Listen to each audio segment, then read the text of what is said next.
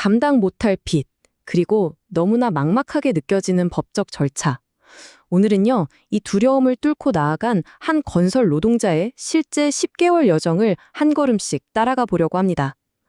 복잡한 서류 뒤에 숨겨진 그의 진짜 이야기가 지금부터 시작됩니다. 이건 그냥 서류상의 사건 번호가 아니에요. 빚의 무게에 짓눌려서 힘들어하던 어쩌면 우리 주변에 있을 법한 한 가장의 아주 절박한 현실입니다. 혹시라도 여러분이 비슷한 상황에 있다면 오늘 이 10개월의 기록이 하나의 좋은 지도가 되어줄 수 있을 겁니다. 이야기 속에 숨어있는 현실적인 교훈들을 저와 함께 찾아볼 준비 되셨나요? 자, 모든 일에는 시작이 있잖아요. 도대체 왜, 어떻게 이분이 벼랑 끝까지 가게 됐는지 그 절박했던 배경부터 한번 들여다보겠습니다. 빚이 어떻게 괴물처럼 커졌을까요? 시작은 참 아이러니하게도 축복이어야 할 새 생명이었습니다. 계획에 없던 임신으로 급하게 결혼하면서 배우자의 빚까지 떠안게 됐고요. 근데 바로 그때 건설 현장에서 손목을 다쳐서 4개월 동안 수입이 완전히 끊겨버린 겁니다. 생활비, 병원비, 이걸 대출이랑 카드로 돌려막다 보니 빚은 순식간에 그의 삶을 집어삼키기 시작했습니다. 이분이 겪은 법정 마라톤은 총 10개월이 걸렸습니다. 1월에 신청서를 내고 3월과 6월에 2번의 까다로운 법원 숙제를 하고요. 그리고 8월에 드디어 개시 결정을 거쳐서 마침내 11월에 골인하게 됩니다. 길고 힘든 싸움이었지만 보시는 것처럼 각 단계마다 명확한 이정표가 있었던 거죠. 여기서 보정공고라는 말이 나왔는데 이게 좀 어렵게 들릴 수 있거든요. 근데 아주 간단해요. 그냥 판사님이 내준 숙제다. 이렇게 생각하시면 딱 맞습니다. 법원이 이 부분은 좀 더 설명이 필요하겠는데 자료 더 가져와 봐요. 이렇게 공식적으로 요구하는 절차라고 보시면 됩니다. 자, 여기서 이제 첫 번째, 정말 거대한 벽에 딱 부딪히는 거죠. 매일 일하는 현장이 바뀌고 월급 날짜도 제각각인 일용직 노동자가 과연 어떻게 판사님, 제 소득은 앞으로도 안정적일 겁니다. 라고 설득할 수 있을까요? 바로 이 질문, 여기에 모든 게 달려 있었던 거예요. 이분의 막막함이 좀 느껴지시나요? 오늘은 여기, 내일은 저기 가서 일하는데 눈에 보이지 않는 미래의 수입을 도대체 어떤 증거로 만들어내야 했을까요? 법원의 요구는요, 정말 혀를 내두를 정도로 구체적이었습니다. 세금 낸 기록이나 건강보험 같은 공적 서류는 그냥 기본이고요. 어떻게 채용됐는지, 근무 시간은 어떤지, 심지어 출퇴근 방법까지 아주 상세하게 써내라고 했죠. 그리고 가장 흥미로운 요구는 바로 눈으로 보여달라는 거였습니다. 일하는 현장 사진, 본인이 일하는 모습 사진, 그리고 급여가 찍힌 통장 내역에 형광펜까지 칠해서 내라는 거였어요. 실제로 법원이 보낸 문서에 이렇게 쓰여 있었습니다.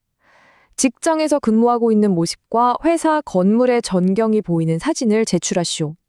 글자만으로는 부족하니까 당신이 흘리는 땀을 직접 눈으로 확인하겠다는 거죠. 법이라는 게 얼마나 구체적인 현실의 증거를 원하는지 딱 보여주는 대목입니다. 자, 소득증명이라는 진짜 큰 산을 넘었나 싶었는데 이번에는 이분이 전혀 생각지도 못했던 변수들이 막 튀어나오기 시작합니다. 첫 번째 예상치 못한 변수는 바로 아동수당이었어요. 신청인은 당연히 이건 나라에서 주는 복지 혜택이니까 내 소득이 아니라고 생각했죠. 하지만 법원의 시각은 아주 냉정했습니다. 아니요, 그것도 매달 꼬박꼬박 예측 가능하게 들어오는 돈이니 당신의 소득이 맞습니다. 여기서 우리가 얻을 교훈은 이거예요.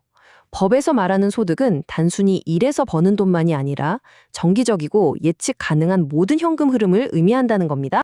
결국 어떻게 됐을까요? 나라에서 IQ라고 주는 그 아동수당 20만 원이요. 고스란히 이분의 월소득에 플러스가 된 겁니다.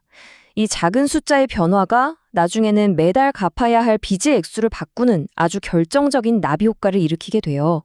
근데 또 다른 변수는 이건 더 의외였습니다. 분명히 한 지붕 아래 같이 사는 가족인데 법의 계산기 앞에서는 남이 되어버리는 역설. 바로 부양가족의 문제였습니다. 자, 이분 집에는 본인하고 배우자 그리고 자녀 둘 총 4식구가 살고 있습니다.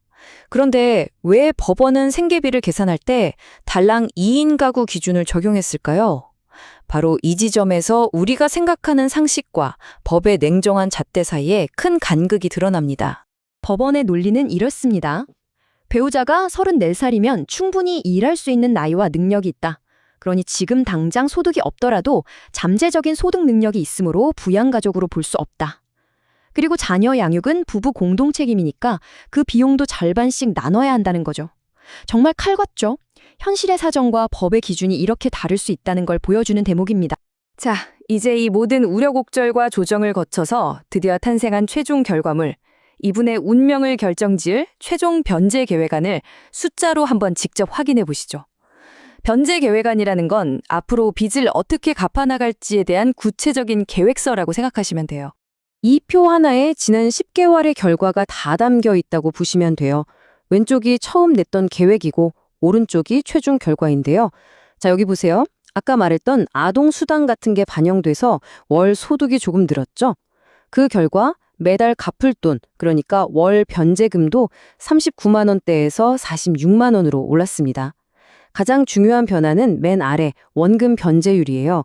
전체 빚 원금 중에 몇 퍼센트를 갚게 되는지를 보여주는 건데 18%에서 22%로 높아진 걸 볼 수 있죠.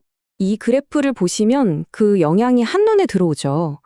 법원의 여러 조정을 거치면서 매달 갚아야 할 돈이 결과적으로 7만 원 정도가 더 늘어난 거예요. 한 가족에게 월 7만 원은 결코 적은 돈이 아니잖아요. 하지만 이 모든 힘든 과정 끝에 바로 이 결과가 기다리고 있었습니다. 앞으로 3년간 원금의 22%만 성실하게 갚으면 나머지 78%에 달하는 빚은 법적으로 완전히 사라지는 겁니다. 실패한 사람을 벌 주려는 게 아니라 다시 일어설 기회를 주는 것. 이것이 바로 개인회생 제도의 진짜 의미인 거죠. 결국 이 사건이 우리에게 주는 핵심 교훈은 바로 이거예요.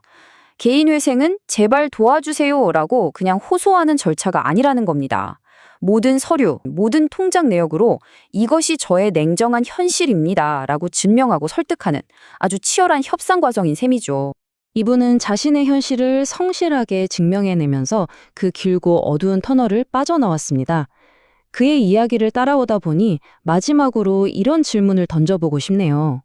만약 여러분의 재정 생활을 이렇게 낱낱이 증명해야 한다면 가장 설명하기 어려운 숨겨진 디테일은 과연 무엇일까요? 이 질문을 남기면서 오늘 이야기 마치겠습니다.